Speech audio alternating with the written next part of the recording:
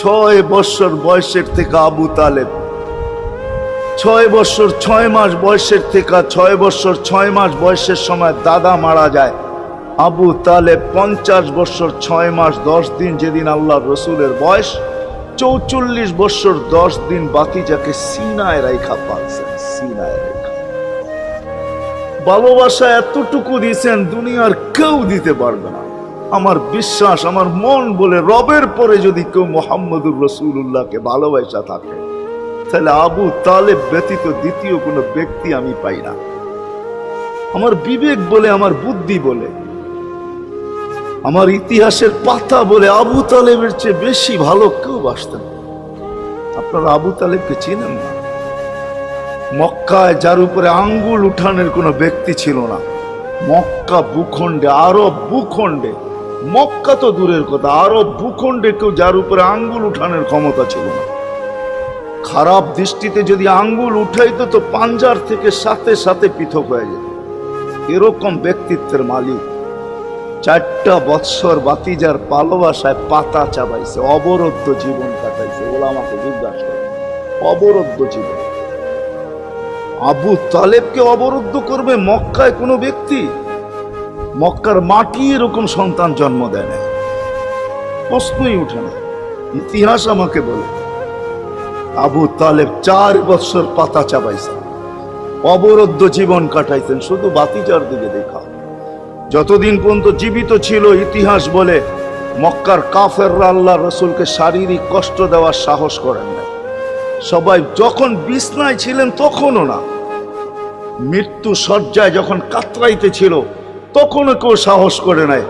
বলছে এই শরীরে যতক্ষণ পর্যন্ত রূহ আছে, যদি বাতিজাকে শারীরিক কষ্ট দেয়, চাই সেটা একটা পাথরের কণা হোক, আবু তালেব জীবিত হয়ে উঠবে আর পাথর মারবে না আমাদের গায়ে। জিজ্ঞাসা করবে এটা কোন পাহাড়ের, ওই পাহাড় উঠায় নিয়ে আস, মার ওর মাথায়, আমার বাতিজার গায়ে পাথরের কণা।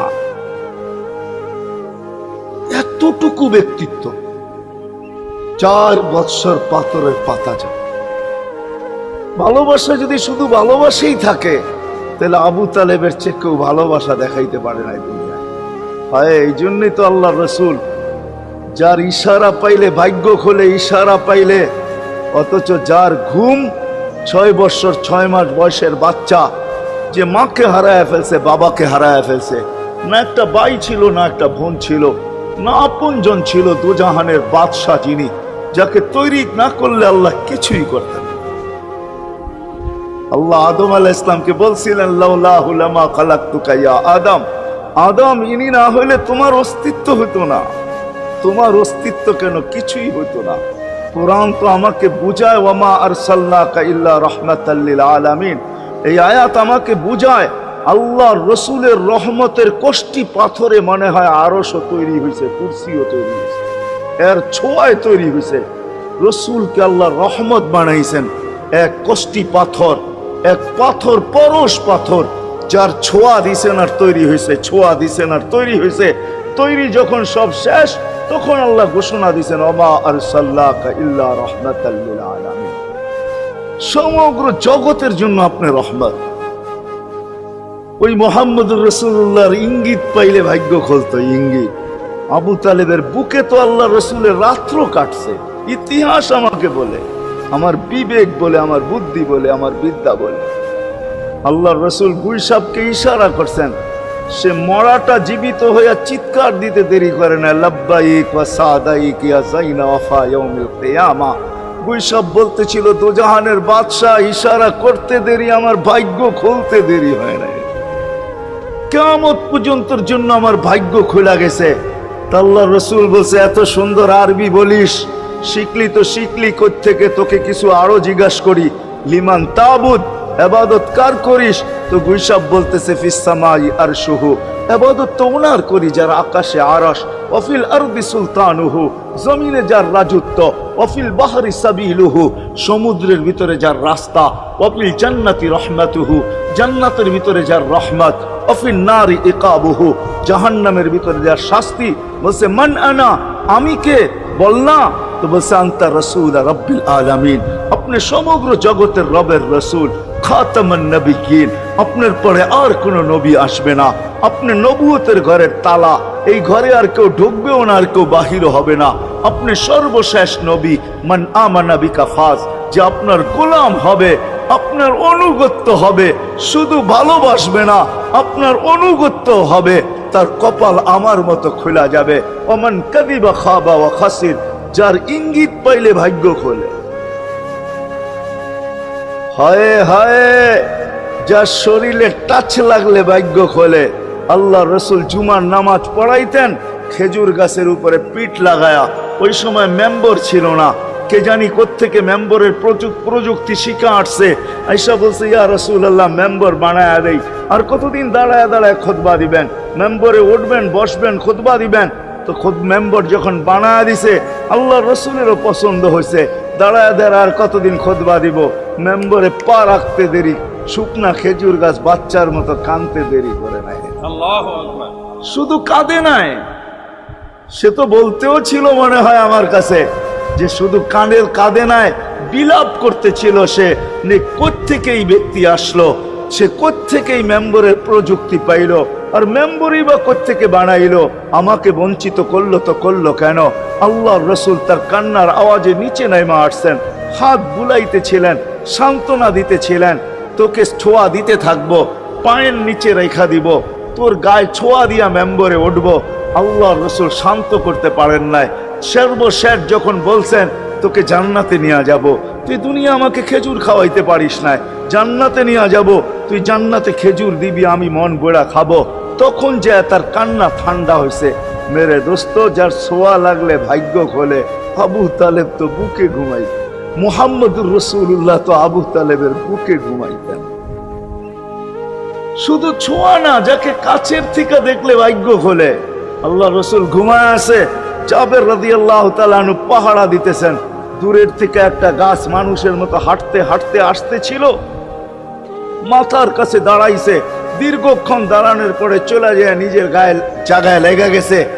ঘুমের থেকে যখন উঠছেন তো বলতেছিলেন, ইয়া রাসূলুল্লাহ, জাদু দেখলাম। কয়, কিসের জাদু? কই, গাছটা দূর থেকে আসলো, মানুষের মতো হাঁটতে হাঁটতে আপনার মাথার কাছে দাঁড়াইলো। দীর্ঘক্ষণ দাঁড়ানোর পরে আবার চলে যায়, নিজের জায়গায় লেগে গেল। মনেই হয় না সে একবার উঠা আসছিল। আল্লাহ রসুল হাসতেছিল আর বলতেছিল, ও দূর থেকে আমাকে দেখতেছিল, ওর মন ভরতেছিল না। ও আল্লাহর কাছে দোয়া করছে, আল্লাহ তোমার হাবিব এত কাছে, আমি এত দূরে, একটু অনুমতি দাও না, মাথার কাছে যায় একটু মন ভরা দেখি। হায় হায় হায় হায় হায়, ভালোবাসার জায়গায় ভালোবাসা থাকলে চলবে না, ওই দিকে নিয়ে যাইতেছি, লম্বা কথা হবে না। কেননা আমার মেমোরি, আমার আইসি অনেক আগেই বন্ধ হয়ে গেছে, আমাকে 10টার আগে বসাইতে হবে, তাহলে আমার আইসি ওপেন থাকবে। 10টা বেজে গেল, এরপরে এটা অফ হয়ে যাবে, এটা আর খোলা যাবে না। এই জন্য লম্বা করা যাবে না, শর্টের ভিতরে। কিন্তু সিরাত এই জন্য বুঝাইতেছি আপনাদেরকে, সিরাত যদি না হইতো, এই হিটিং আমাকে দায়িত্ব দিতেছে যে আমি সিরাত প্রয়োজন কেন এটা বুঝাই। ডাইনে বামের কথা না বলি, সিরাত কেন প্রয়োজন, কতটুকু প্রয়োজন, শ্বাসে শ্বাসে প্রয়োজন না কদমে কদমে প্রয়োজন, জীবনের প্রত্যেক পর্বে পর্বে প্রয়োজন, না শুধু আখেরাতে প্রয়োজন, দুনিয়ায় প্রয়োজন না? না না, এটাই বুঝাইতে চলতেছিলাম আপনাদেরকে, যে এই রসুলকে কাছের থেকে দেখলে ভাগ্য খোলে, যার কথা মানতে পারলে ভাগ্য খোলে। হায় হায়, কেমনে বুঝাবো? জানোয়ার চিনছে, আমরা চিনি নাই। বিদায় হজের দিন আল্লাহর রসুল সাল্লাল্লাহু আলাইহি ওয়াসাল্লাম উট জব করছেন, উট 100-র উপরে উট জব করছেন, 40টার মতো নিজের হাতে করছেন, বাকিগুলা আলী রাদিয়াল্লাহু তাআলা আনহু করছেন। যখন আল্লাহর রসুল করতেছিল তো উটদের ভিতরে ঝগড়া চলতেছিল, কার আগে কে আসবে আর হুজুরের ছুরির নিচে গলা দিবে। উট চিনছে, আমরা চিনি। এই জন্যই তো প্রথমে বললাম, একজনও পাওয়া যাবে না। চুল শতবার কাটলাম, আজ পর্যন্ত একবারও উচ্চারণ করলাম না সেলুনে যায়া যে আজকের চুল আমাকে নবীর স্টাইলে কেটে দেবে। তোর সব স্টাইল, আমি নবীর স্টাইলে কাটতে আসছি, আমাকে নবীজির স্টাইলে কেটে দিবে। কি বলছেন কোনোদিন কেউ? হাত উঠে বলেন, কেউ বলছেন কোনোদিন? না না না না না। আপনি ভালোবাসেন বটে, কিন্তু আমার বিশ্বাস যদি একদিনও বলতেন আর একদিনও কাটতেন, তা আল্লাহ রসুলের সিরাত আদর্শ এতটুকু দামি, একদিনের চুল কাটা আপনাকে জান্নাতে নিতে পারবো। একদিনের চুল। বিশ্বাস হয় না? মনে হয় না যে একদিনের চুল কাটা দিয়ে জান্নাতে যাব কি করে, ঠিক না? এই উম্মত তো এক নেকি দিয়া জান্নাতে যাবে। কয় নেকি দিয়া? একটা নেকি দিয়া জান্নাতে যাবে এই উম্মত। অন্য উম্মতের কথা জানি না আমি, এই উম্মত এক নেকি দিয়া জান্নাতে যাবে। নবীর একটা আদর্শের কারণে জান্নাতে যাবে। সিরত মানি আদর্শ। আর এটা আমরা কদমে কদমে মুহতাজ। কেননা এই ছোট জীবনটা যদি গ্রহণযোগ্যতা পর্যন্ত পৌঁছাইতে হয় আল্লাহর কাছে, চাই নারী হই, চাই যুবক হই, চাই বৃদ্ধ হই, যেই মানুষই হই না কেন, যেখানেরই হই না কেন, যেই বাসারই হই না কেন, যেই বর্ণেরই হই না কেন, যেই পেশারই হই না কেন, যেই সোসাইটিরই হই না কেন, এই জীবনটাকে যে গ্রহণযোগ্যতা পর্যন্ত পৌঁছাইতে হয় কার কাছে? দুনিয়া আলাদের কাছে না, মালিকের কাছে, যিনি এক ফোঁটা পানির থেকে অস্তিত্ব দিছেন, যার কাছে আবার আমাদেরকে ফিরা যেতে হবে। পালানোর কোনো সুযোগ নাই। এই জন্যই কোরআন আমাদেরকে বোঝায় আইনাল মাফার। আল্লাহ বলতেছে কোথায় ভাগবে তুমি, বলো কোথায় ভাগবে? কবির কথাই সত্য, যদিও নাকি পালাও তুমি আকাশেতে লাগিয়ে সিঁড়ি লাগাও, যদি আকাশে চলে যাও তো আল্লাহ বলে তোমার পাগার কোনো সুযোগ নাই। কেননা ইল্লা বি সুলতান, ওইখানেও আমার রাজত্ব, এইখানেও আমার রাজত্ব, ডাইনো আমার রাজত্ব, বামে আগে পিছে উপরে নিচে সর্বত্র আমার রাজত্ব। আমার রাজত্বের বাহিরে যাওয়ার ক্ষমতা তোমাদের নাই। দ্বিতীয় কথা এটো, আইনা আনা মাআকুম আইনা মা কুনতুম, যেখানে যাবে ওইখানে আমি সঙ্গে থাকব। আমাকে দূর করতে পারবে না। যদি করো তাহলে তুমি থাকবে না, তোমার অস্তিত্বই থাকবে না। কেন আমাদের ভিতরে আল্লাহ নাই বটে, কিন্তু আল্লাহর একটা পাওয়ার আছে যেটাকে রূহ বলে। কুলির রূহ মিন আমরি রব্বি। আল্লাহর একটা পাওয়ার, একটা সিফত, সবচেয়ে শক্তিশালী পাওয়ার যেটা, ওটা আমাদের ভিতরে আল্লাহ ঢুকায় রাখছেন, যেটাকে আমরা রূহ বলি। কোরআনের ভাষায় রূহ বলে, বাংলা ভাষায় আত্মা বলে। যেটাকে আমরা আত্মা বলি ওটা আল্লাহর হুকুম ছাড়া কিছু না। আল্লাহ বলে ওটা মনে করে নাও আমি তোমার ভিতরে আছি, কেন এটা আমারই জিনিস। কুলির রূহ মিন আমরি রব্বি। আমাকে পৃথক করলে আর তুমি থাকবে না। তখন তোমার চক্ষু থাকবে আইন লা তানজুর, তোমার চক্ষু থাকবে দেখবে না। উদুন লা তাসমা, কান থাকবে শুনবে না। লিসান লা তানতিক, জবান থাকবে কিন্তু জিহ্বা থাকবে কিন্তু বলবে না। আকলুন লা তুমাইয়িজ, তোমার মগজ থাকবে ভালো মন্দ বুঝবে না। কলব লা তাতাফাক্কার, দিল থাকবে কিন্তু চিন্তা করার ক্ষমতা তোমার থাকবে না। ইয়াত লা তাফতিশ, হাত থাকবে ধরবে না। রিজল লা তামশি, পাও থাকবে চলবে না। তুমি হবে লাশ। আল্লাহ পর্যন্ত যদি গ্রহণযোগ্যতায় পৌঁছাইতে হয়, ওইখান থেকে বাহির হয়ে গেছি। ভালো তো বাসি, কিন্তু আগেরটুকু জানি না। ও মেরে দোস্ত, শুধু ভালোবাসলে চলবে না। আবু তালেবের চেয়ে বড় ভালোবাসা আপনার আমার ছিল না। সাহাবাদের মতো ভালোবাসা আপনার আর আমার নাই। আছে নাকি? আবু তালেবের মতো ভালোবাসা ছিল। চলেন শর্ট করি। আবু তালেবকে নিজের হাতে আল্লাহ রসুল কবরে রাখছেন। যখন রাখতেছিলেন তখন চিৎকার দিতেছিলেন, আম্মি মা তারাক্তালি সাবিলা, চাচা কোন রাস্তা রাখলেন না আমার জন্য। বলছিলাম কলেমা পড়লেন না। বলছিলাম ঠোঁটটা হেলাইলেন না। বলছিলাম চুপ থাকেন, তাও থাকলেন না। সর্বশেষ একটা চিৎকার দিলেন, আলা মিল্লাতি আব্দুল মুত্তালিব, আব্দুল মুত্তালিবের ধর্মের উপরে চলে যেতেছি। এই কথা বলে দুনিয়ার থেকে বিদায় নিলেন। চুপও যদি থাকতেন তো আমার জন্য কোনো সুযোগ হইতো। চাচা, ও চাচা, আমার জন্য কোনো রাস্তা রাখলেন না। ভালোবাসা কাজে দিবে না। এই জন্য চলেন জীবনটাকে গ্রহণযোগ্যতা পর্যন্ত পৌঁছাইতে হইলে কদমে কদমে মুহাম্মাদুর রাসূলুল্লাহর আদর্শ লাগবে, যেটাকে আরবি ভাষায় সিরাত বলে, যেটাকে কেরিয়ার বলে। আল্লাহর রসুলের কেরিয়ার লাগবে, আল্লাহর রসুলের আদর্শ লাগবে, আল্লাহর রসুলের সিরত লাগবে, আল্লাহর রসুলের চরিত্র লাগবে। এই জন্যই আল্লাহ কোরআনে বলছেন, লাকাদ কানা লাকুম ফি রাসূলিল্লাহি উসওয়াতুন হাসানা।